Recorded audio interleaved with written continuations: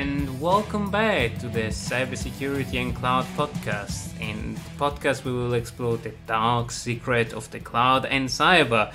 In this podcast, we focus on cybersecurity, cloud security, and in this particular episode, we have the pleasure to speak with Andrew and discuss about anything application security, how to make an application security program work. And check out our latest podcast at www.cybersecuritycloudpodcast.com. I hope you enjoy. Andrew, CEO at Signal Science. Andrew, do you want to introduce yourself? Yeah, hi. Thanks for having me. We've had a bunch of really fun conversations before, so I'm really looking forward to the conversation today. My name's Andrew Peterson. I'm the co-founder of a company called Signal Sciences. We are a modern web application firewall vendor. We do runtime application self-protection as well. GRASP, you can sort of thank Gartner for that one. We also protect APIs, microservices, and essentially anything sort of layer 7 protection. My background is both in sort of cybersecurity, but then also in product development and working closely with engineering teams. And that's sort of what our passion is, what we focus on, and I think probably what a lot of the conversation we're going to have today is about. Yeah, and thank you so much for coming here. And this conversation originated in a side conversation that we were having, and it was so exciting to talk about some of the application security stuff that I said, I need to share this with the audience. I need to share this with everybody. So hence the conversation today. So thank you very much. But I'm going to challenge you very quickly with a 10 seconds advice on cybersecurity. Andrew, go. So the thing I tell my mom and my wife and my family is use a password manager and enable two-factor auth. And those are the two best things you can do to protect yourself. Very good. I think I got my mom to get a password manager. She doesn't use it all the time, but I'm going to have her to start speaking about MFA without complaining too much. I wrote down directions for how to use a password manager sort of step by step for folks, because it's not easy. I think this, again, we were talking about this before, that like you don't want to sacrifice usability when you actually have security. But I think that technology is getting better, but it's it's not frictionless. And we were joking with a couple of podcasts ago with Kevin that his dad is not very tech friendly, so his password manager is a book with all the passwords. Yeah. It's fine, honestly, as long as, even if they're written somewhere, as long as you do something about it, it's good enough. Yeah. But anyway, so let's talk a little bit about application security. So ETSI, talk to me a bit. I know you've been involved there, and I mean, application security is such a human challenge, because you had to, as you said, frictionless, combined security element, and the best program of all is the one that is actually focused on doing something pragmatic, developed with and inside the organization. And I think from the side conversation that we had with ETSI, it was exactly that chemistry that made it work. Yeah. So I mean, so a quick background. So we started Signal Sciences. I started it with two other founders. All three of us were working at ETSI at some time before. ETSI is for folks that don't know, just that are listening, it's a big online retail company. They do multiple billions in transactions a year now. And, it was about 10 years ago that we started working there. And they were, what was sort of interesting about our time there is that they were really kind of at the forefront of some of the movements around DevOps and sort of the actual software development practices. And I ran part of about half the product team. My other co-founder ran the security team, and then my other co-founder ran our sort of engineering, our operations and engineering team. So what was interesting is like my personal background, having run the product team and really on the other side of the fence from security, right? And then working really closely with Zane and Nick on the security and engineering side, was that like it's really helped me moving with that background into security, because really understanding that the job of being an application security professional is extremely hard. It's hard.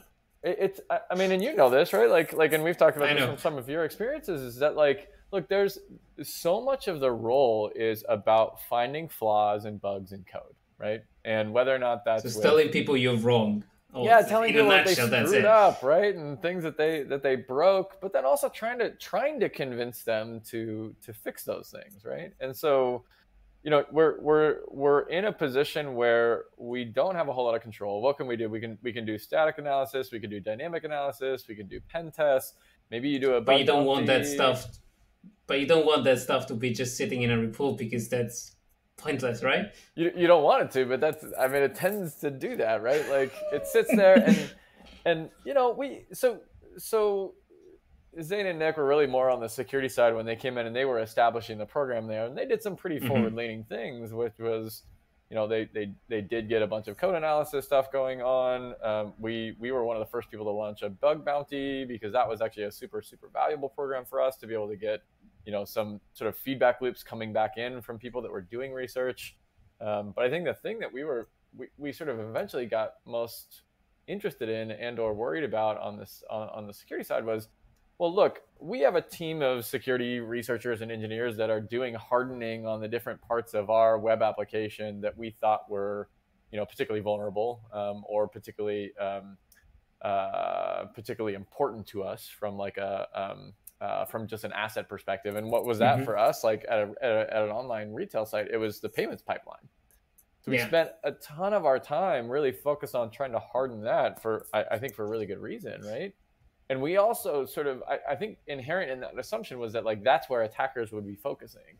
So we did a bunch of hardening, like we got PCI compliant. We actually built our own payments pipeline when we were there in the first place, which was like that was hard enough Amazing. in and of itself. But I think after I we want, kind I of want to I got, want to hear I want to hear a bit more about what the regulator says about building your own, building completely your own thing, because I would assume it would have been hard to sell it to. yeah, But that's especially, another conversation entirely, I guess. yeah, especially 8 years ago, right? It was sort of different stuff, but we were also Yeah. doing DevOps practices that were also quite different there. So we had to get, you know, we were totally compliant. Like we weren't doing anything different, but we had to get creative with how we actually set up that environment to be able to pass that. But you know, once we sort of got the checkbox from a compliance perspective, so that we could actually do business there, I think we were able to start really thinking about, okay, well, look, we got the basics done with from a compliance perspective.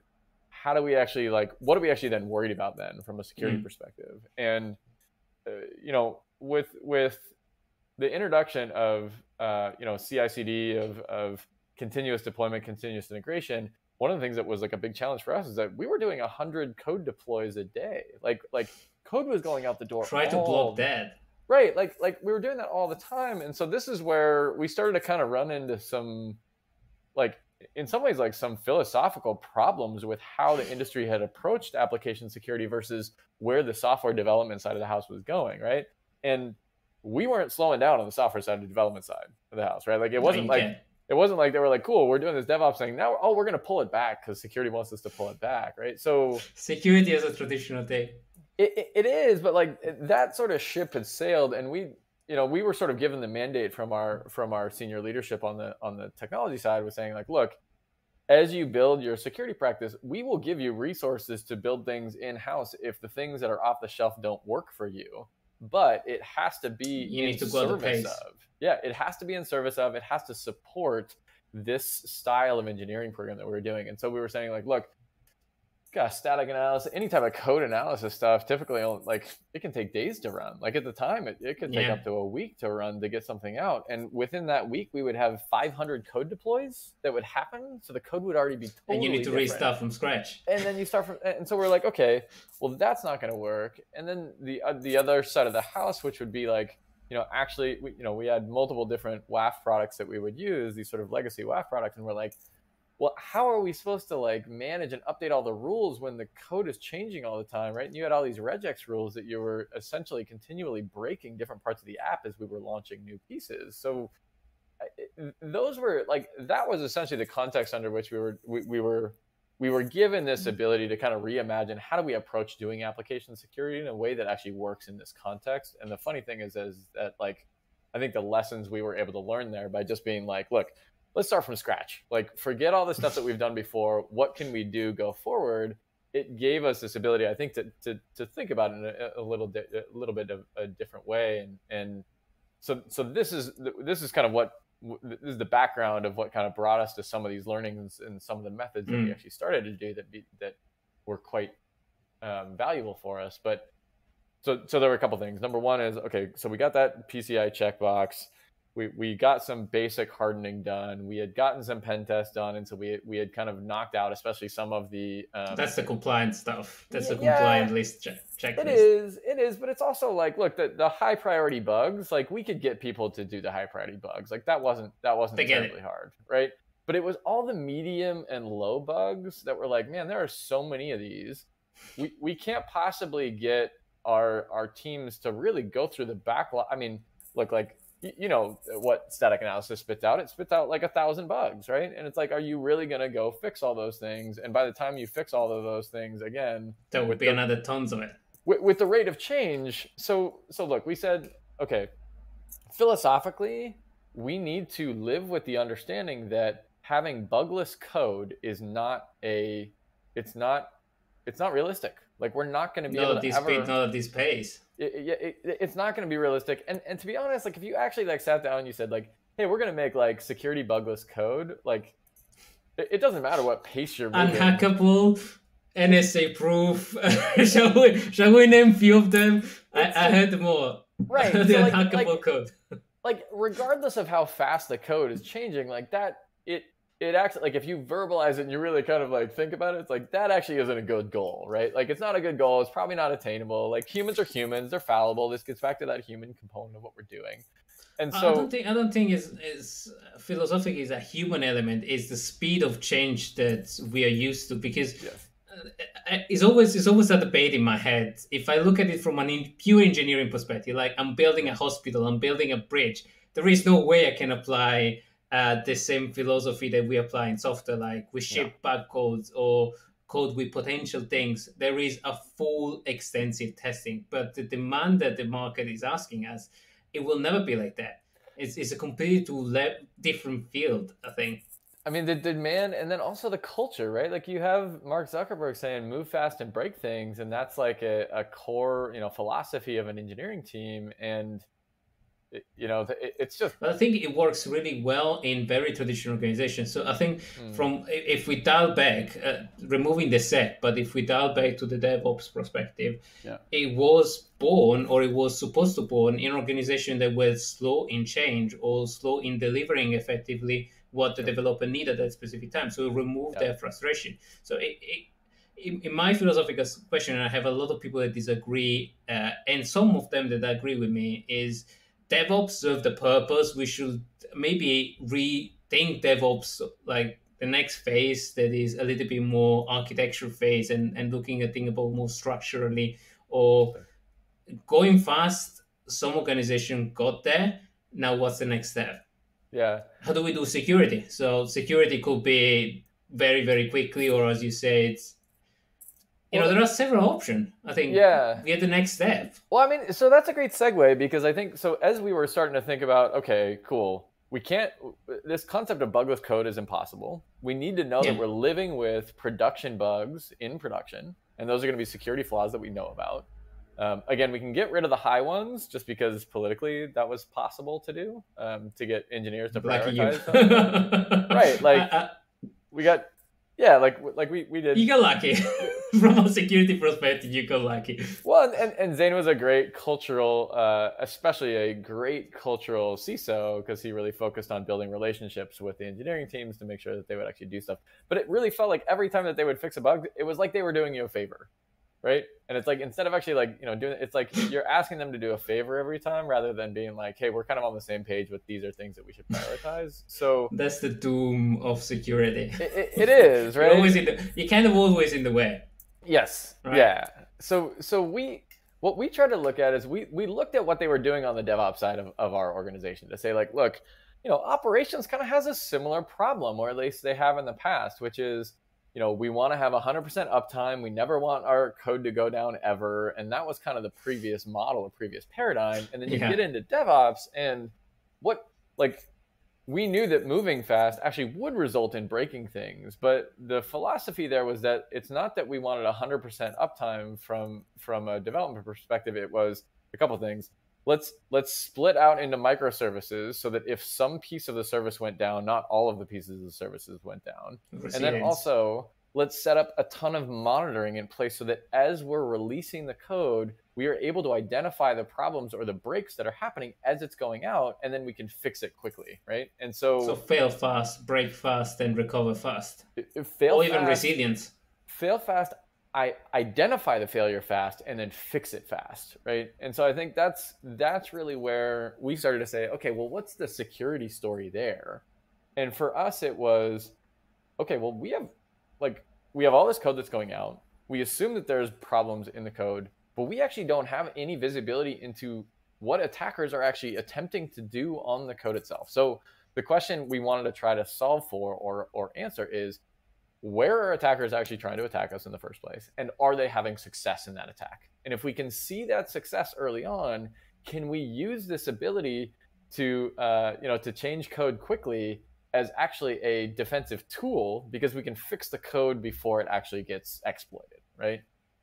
This was so when we started just kind of putting up basic monitoring in place of different types of security signals that we thought about from an attacker's perspective. And this is really where Zane's experience. The name came. Yeah, well, Zane's experience as an attacker was really helpful because he's like, well, here's what I would do. And then Nick would be like, well, here's how I would actually try to identify what you're trying to do on the app. So it was like, cool. Tabletop exercise is great. It was peanut butter and jelly. It was really good. So we put that stuff together, and we started being able to get visibility for the first time into what our attackers were doing.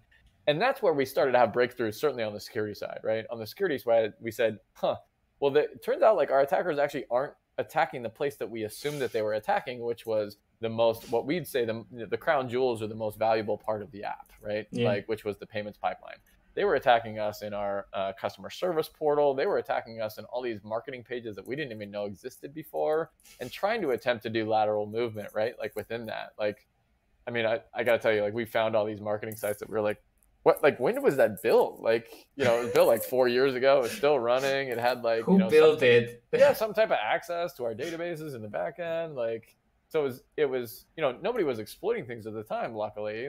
But we were able to actually start to pattern match on, okay, well, here's where people are actually attacking. And this is the point that you and I started talking about that really got interesting. Mm-hmm. Is that, so look, from a security perspective, we didn't have that visibility at all before. So that was extremely helpful for us to figure out just where we wanted to spend our hardening efforts, right? But when it started to be able to be really scalable for us, is that when we took that visibility into what attackers were actually doing actively on the site, which, by the way, was way more activity than we had expected, right? Even from a security perspective. And that's like the paranoid security people. As soon as you remove the lead, is it just a kind of worm? You're just deciding which worm you want to pick and which one is. And that's the interesting part where we hit a different view from GRC perspective, where we focus on the impact, and where you were saying PCI payments, that's the crown jewel, or what's actually happening on the ground. Well, we could protect the crown jewel, but somebody can just go on the side door and it's not important, but there's still a door. Right. Yeah. And so that's where our conversation with engineering really was able to change.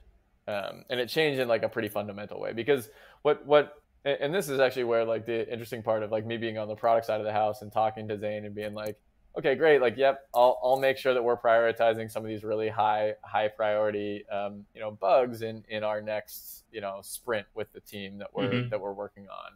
And most of the time I would do that because Zane was a great guy. He was a great leader. I trusted him. He said this was really important to him. And so I did it. Right. And he was leaning on his relationship to be able, his relationship with me to be able to do the right thing.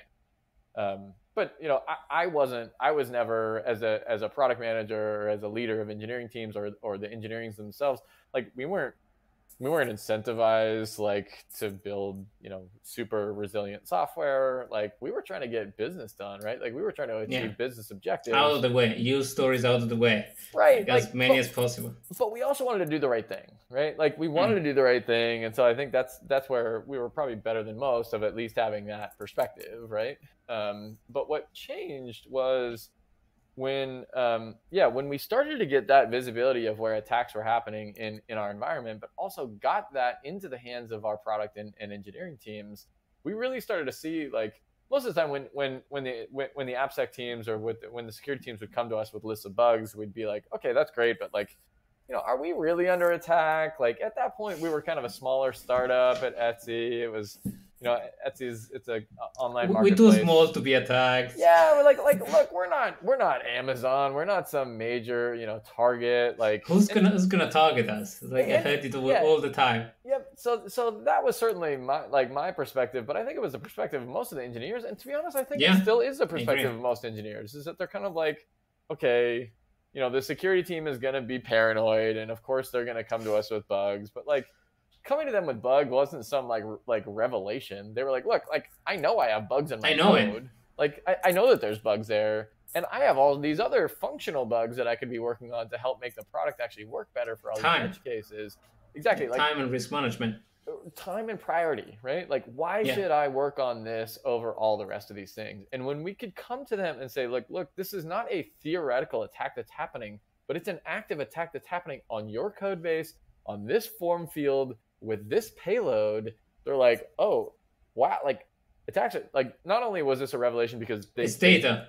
It's data. Like, it was like, look, attacks are actually happening. And it was data to an extent that they could see what they were actually attempting to do and learn from that. And that really changed essentially it changed the culture within the organization, is that instead of being in a position where from an AppSec professional, you're kind of stuck in this job of suggesting. Like instead of just identifying bugs, you start being like, look, like, well, and this is probably the most pessimistic way to look at it, but like, instead of the engineers thinking that the security teams internally are their nemesis, right? Or being like, oh, they're helping them. They're working on it together. Like the bad guy becomes the attacker, like, because you both have data to show what the attacker is doing, instead of the bad guy being the security guy that's coming to them and telling them that they have bugs in their code. And when we had like, that, let's save the day. This is happening right now. Let's figure it out. Fixing the code or in runtime. So Sec and Ops actually work together with the dev. And that's where to defend. Yes, exactly. So number one, it made it so that we had like a unified bad guy, and the bad guy was the attacker, which is I think everybody wants that. But the common enemy. Yep. But then the second is that we actually started to see, I mean, that dream of being able to have monitoring in place to be able to identify the attack and then actually fix the code before the attack was able to be executed. We started doing that. Like, and we had like, there were multiple released during an attack.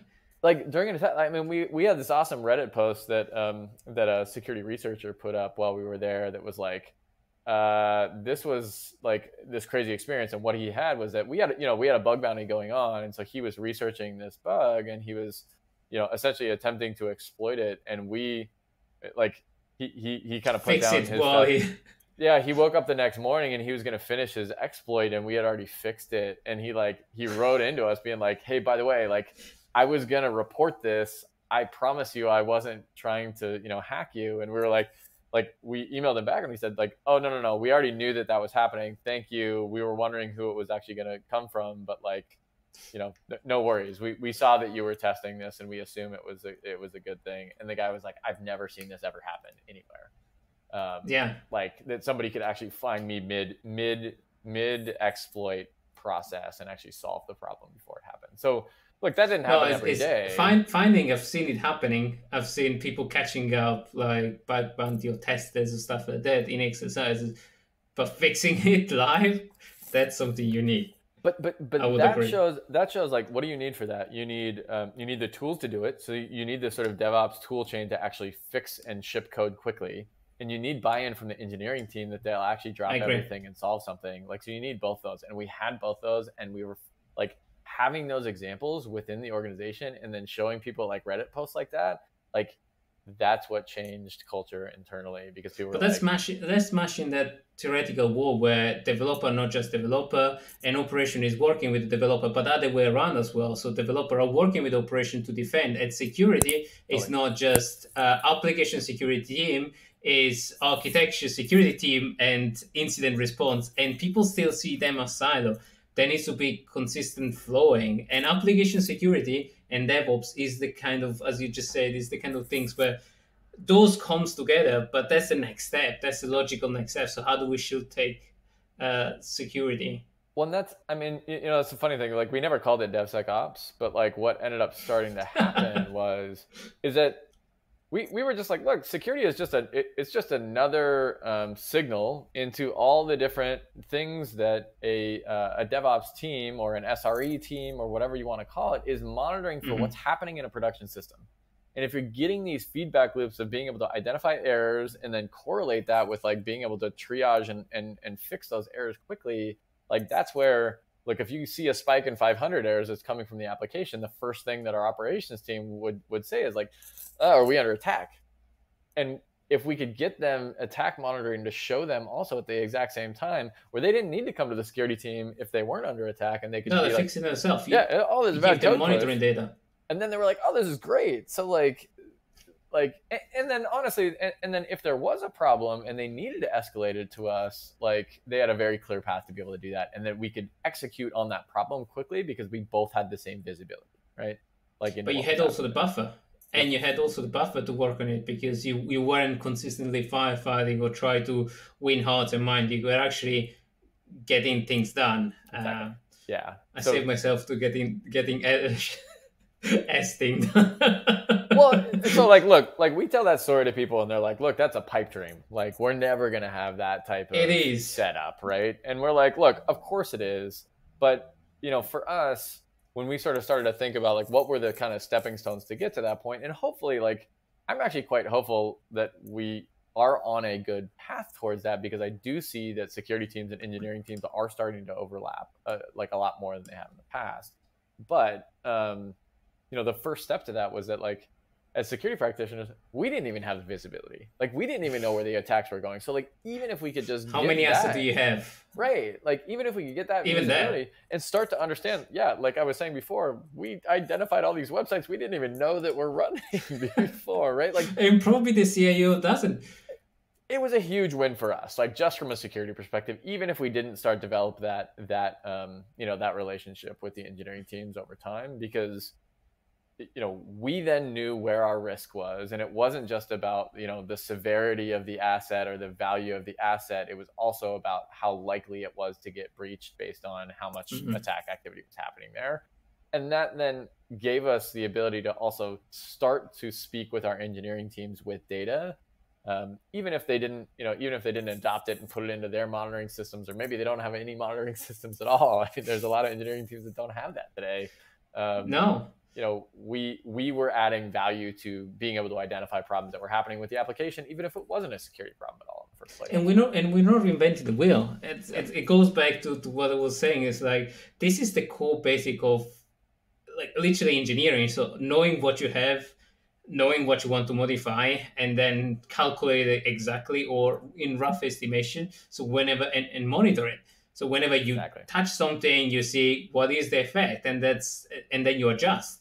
Yep. So even in any kind of controlled experiment, you see all those things. So you know what you have, more or less how you poke it, and you can monitor it. But I don't know why in software or in IT, it doesn't work that way. It's complex system, but it's people. I think that's the hard thing, right?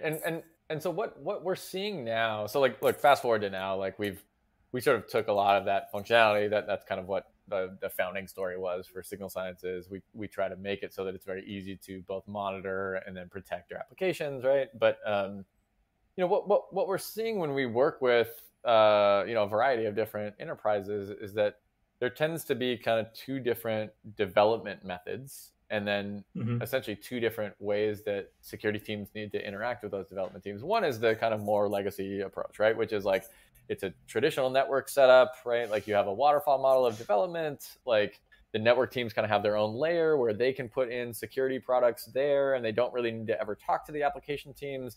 And it's almost like a routing layer where all the applications route up through one basic layer. Traditional, very traditional. It's traditional, but like in some ways it actually does. It works. It works. It works sometimes.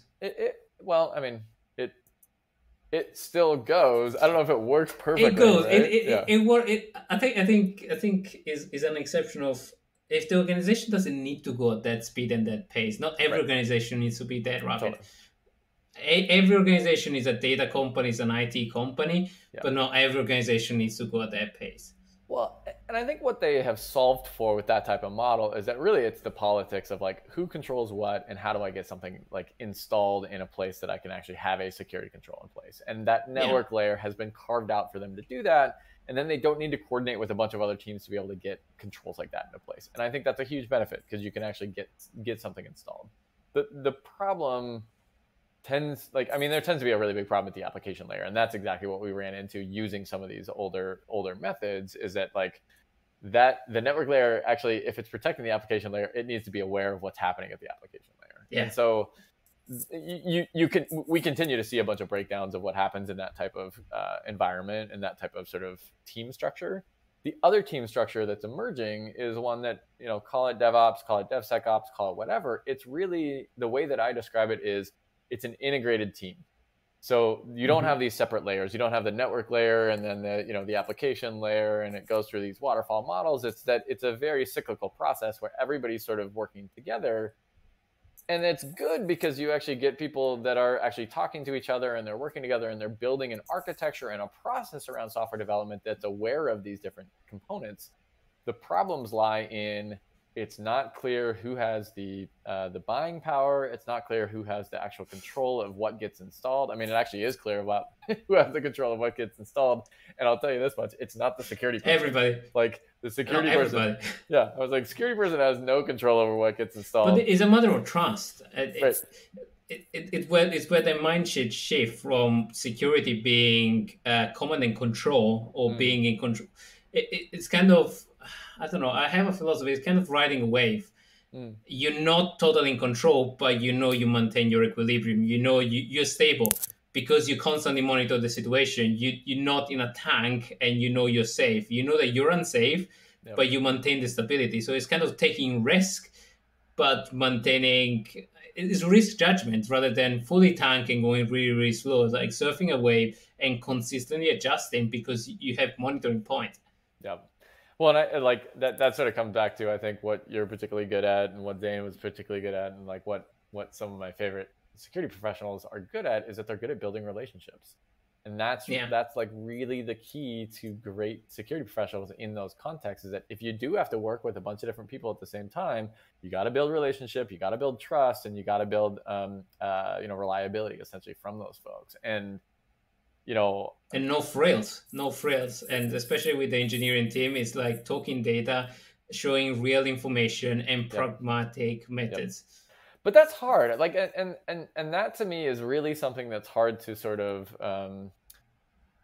hard to scale. I think it's really hard to pattern match off of, right? When other people are asking me about, hey, how should I build a security team go forward? The biggest piece of advice that I have for people building security teams now is something that Zane did at ETSI and something we did together there, which was find people that are on the engineering side that have deep software development skills and have some interest in security, and bring them onto your security team. And if you bring them on and you start building folks that actually have those software development skills, there's going to be an inherent knowledge of what the developers do from a practical perspective. B, there's going to be some trust between the developers and that person already because they can sort of talk the talk and they've potentially worked with them. But C, I think the biggest thing is just that that trust is going to be built into that relationship, and they're really going to be able to understand both sides of the equation, right? Because it's not just going to be like security gets its way all the time, or a developer get all the way all the time. You're going to be making a lot of compromises in that integrated it's like a marriage model, right? It's like a dysfunctional marriage. Totally. So it's like the more that the security team can actually add some of those skills and experience of software development into their DNA, the easier it's going to be to work on both sides. And I've also seen this happen where it's like, look, development teams take on, and like I think you've done this, where you actually have sort of security champions within each one of the development teams, and you can embed those people there or sort of deputize them there. That's the other way around. Is that like that's the way to scale. That's the only way to scale. But that's how you win hearts and mind. You don't inject people. But then you kind of come to a philosophical challenge of application security is pretty specific thing. Yep. Security attack, as you were just saying, it's like it comes from an attacker mindset, not as a defender mindset. Yep. And same thing. So you still need the SMEs, but they really need to be pair up with champions, as we were discussing the other day. I mean, it's funny that like the majority of the kind of talks that I've heard around championing have been put a security person into an engineering team, but we need to have an engineering person in the security team also to teach them the engineering side. Like we need both champions, right? Like to help. In every program that I've built in the past or led or I had the pleasure to be part of. Yep. I always grew them from the engineering perspective. So they are ex-developer, and maybe they're not the best security expert, but they're the best enforcer. Yeah. Because they have their trust and they're embedded in the organization, so they know how things works. So you told me before you're going to ask me this question about hopefulness for the future, and maybe we can get for that now, like this is my hope for the future, right?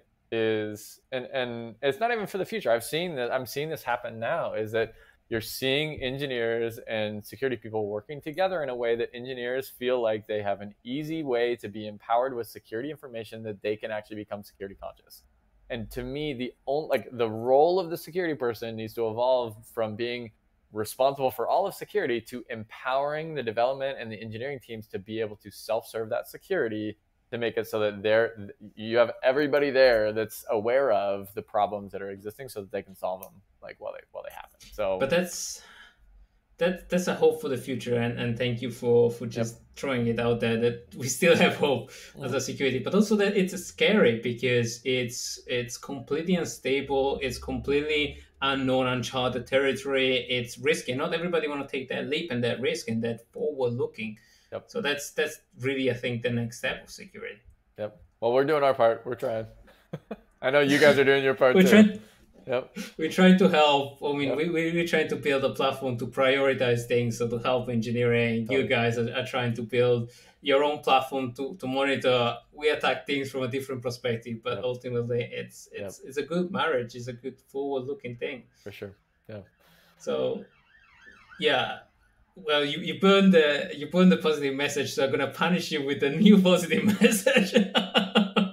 New positive message. But I'm gonna ask you not from a security perspective. Sure. Actually, the interesting part is from a CIO perspective, or from a product owner coming into security. So if you need to give a positive message to people that want to convert their career, that want to understand more their work, what it's first a suggestion and second a positive message. Yeah, so for people moving into security, I will say there is a ton of opportunity there. And part of the reason why I moved careers from being focused on product development and just on the product side into security was seeing how many problems there were to solve. So if you're into technology and you're into product and you're into problem solving, there are a ton of problems still left to solve in security that is very ripe for the picking. So that would be my sort of I guess suggestion to folks that are looking to that. But also like the hope is that the more of these people that actually make that transition, and we're seeing this. There's more and more great security professionals that are getting into it. You don't even need to have to be multiple years of experience to be able to have an impact on security right away. So if you're looking for really impactful and important work to do, I think that's the other side of it, is that like, look, the world is moving to more and more software. Like we're seeing this even now in the midst of COVID. Like how are we interacting with anybody? It's all via software. Software is not eating the world. We are on a cloud. It is the world. Software is the world now, right? And so if you want to have some impact on really protecting and figuring out how to make these types of interactions more safe for everybody around the world, which is like an eventuality of where we're moving towards, like get into security. Like there's a lot of things to protect. And like, look, we sort of joke about this, but like who's on the front lines of some of the worst types of crimes these days? Like, it's cybersecurity professionals. We don't view ourselves as police officers, and like, it's a very different thing, right? It's not physical. Like, we're not having physical, we're not being physically threatened or something in the process of that, but it is really important work. And I don't think that actually really gets talked about enough for the professionals that are in the industry right now, that they're doing work that's incredibly important to make people safe. Thank you, Andrew. I think that's the human aspect, and the mental aspect is something that we explore sometimes, maybe not enough, because I think with COVID situation right now, everybody, sometimes they have the time off, but from a security professional, we're getting hammered. We are flat out, and we're flooded with problem issue. And I think what's going to come after this, I think, is a global cybersecurity breakdown, but also the realization that it's important to protect your stuff and your asset, and we're doing important work.